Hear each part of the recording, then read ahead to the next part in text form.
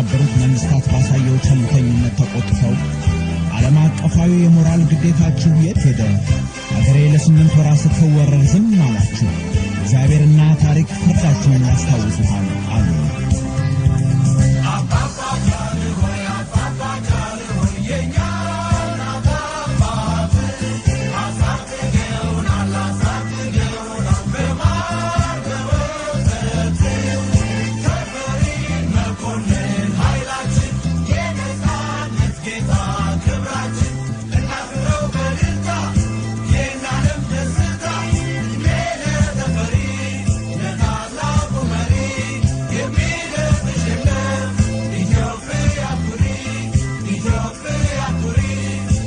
ሰንደቅ ዓላማ የነጻነት ምልክት፣ የአንድ ሕዝብና የህብረት ማሰሪያ ጥብቅ ሐረግ ነው። ሰንደቅ ዓላማችን አረንጓዴ፣ ቢጫና ቀይ 3 ቀለማት ናቸው።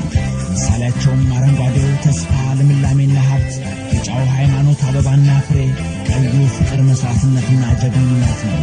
ግርማዊ ቀዳማዊ ኃይለ ሥላሴ ንጉሠ ነገሥት ዘኢትዮጵያ።